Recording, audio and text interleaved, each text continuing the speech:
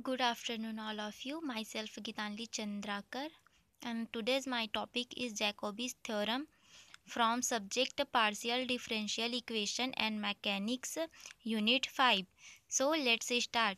Jacobi's theorem statement: if S qi alpha I t, where qi is position, alpha I is momentum, and t is time, is some complete integral of the Hamilton-Jacobi equation del S upon del t plus h t qi and del S upon del qi equal to p, then the final equation of motion of a holonomic system with the given function h may be written in the del S upon del qi equal to pi del S upon del alpha I equal to beta I, where I equal to 1 to up to n, where alpha I and beta I are arbitrary constants. यदि s q i alpha i t i कोई complete integral है Hamilton Jacobi equation del s upon del t plus h t Q i and del s upon del Q i equal to zero का, तब किसी function h के साथ holonomic system का equation of motion को इस form में लिखा जा सकता है: del s upon del Q i equal to p i and del s upon del alpha I equal to beta I, जहां अल्फा आई और बीटा आई आर्बिट्री कॉन्स्टेंट्स हैं. So let's start the proof. First we derive Hamilton Jacobi equation. Let there be given a holonomic system whose motion obeys the canonical equation of Hamilton, del qi upon del t equal to del h upon del pi, del pi upon del t equal to minus del h upon del qi, where I equal to 1 to up to n. हम जानते हैं कि Hamilton canonical equation इस प्रकार होता है. Now, suppose a free univalent canonical transformation transform this Hamilton system to the another Hamilton system H ties. Hamilton system H को हम कैनोनिकल ट्रांसफॉर्मेशन से H टाइस में ट्रांसफॉर्म करेंगे. कैनोनिकल ट्रांसफॉर्मेशन में हम किसी भी वेरिएबल को किसी अन्य वेरिएबल में आसानी से ट्रांसफॉर्मेशन कर सकते हैं.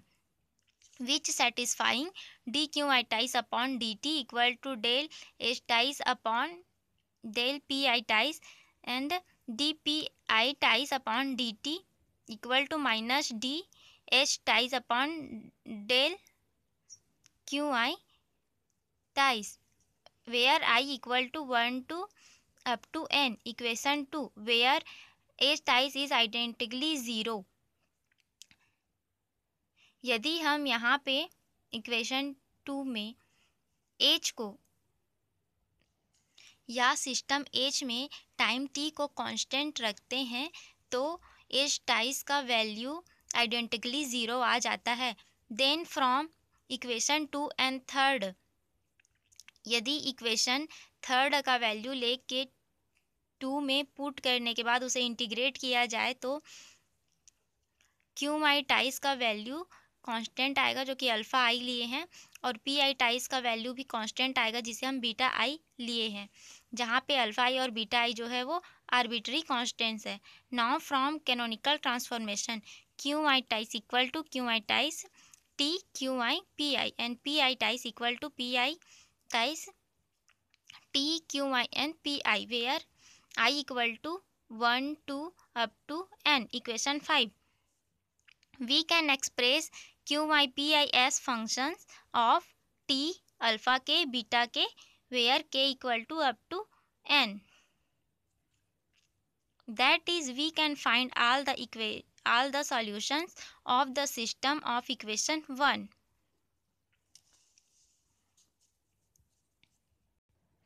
चूँकि क्यू आई पी आई में आई 1 से लेकर n तक है, तो इसी तरह हम बीटा आई अल्फ़ा आई को भी अल्फ़ा के बीटा के रूप में ले सकते हैं, जिससे हमें सारे सॉल्यूशंस मिल जाएंगे इक्वेशन 1 के।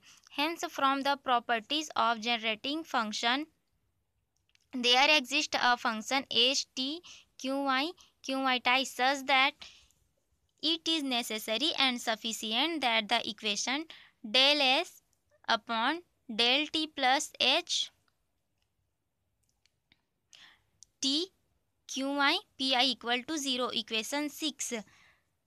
Since h tie is equal to h plus del s upon del t from free canonical transformation, तो यहाँ पे फ्री कैनोनिकल ट्रांसफॉर्मेशन से h times equal to h plus del s upon del t होता है। चूँकि यहाँ पे H टाइस का वैल्यू ज़ीरो है, इसलिए यहाँ पे ज़ीरो ले लिए हैं। This equation hold del s upon del t plus h t Q i del s upon del Q i equal to zero. Equation 7. Since del s upon del q equal to pi and del s upon del qi ties equal to minus pi ties. This equation 7 is called the Hamilton-Jacobi equation. Thus, the generating function is t qi ties with basic variables t and qi satisfies the partial differential equation of Hamilton-Jacobis, that is equation 7. The condition determinant del square s upon del qi del qk ties where I and k equal to 1 up to n not equal to 0. Equation 8. यहाँ पे ये condition del s upon del 1 del s upon del q q 1 times ऐसे करके आएगा N terms में, तो इसे 1 से एन तक डिटरमिनेंट के रूप में लिख लिए हैं। Must hold for the generating function S T Q I टाइस। Also for free canonical transformation del s upon del qi equal to pi del s upon del qi ties equal to minus pi ties where I equal to 1 up to n। जैसे कि पहले देख चुके हैं कि free canonical transformation में del s upon del qi equal to pi होता है और del s del qi ties equal to minus pi ties होता है। So if in equation 9 we replace qi ties by alpha I and the pi ties by beta I, we will get the equations of motion of the given holonomic system in closed form. यदि हम equation 9 में qi ties के जगह में alpha I and P I ties के जगह में beta आई रख दें तो जो कंडीशन हमें लाना था वो हमें मिल जाएगा। Thus, the solution is t qi alpha I of the partial differential equation of Hamilton-Jacobi containing n arbitrary constants alpha 1, alpha 2, alpha n is called the complete integral of this equation if the condition determinant del 2s del qi and del alpha k where I and k equal to 1 to n not equal to 0 is fulfilled.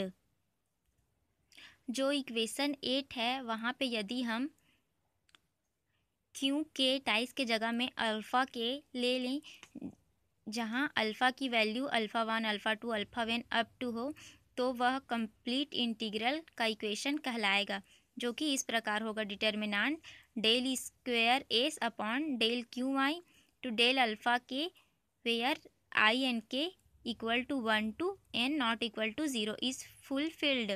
This completes the proof. Thank you so much.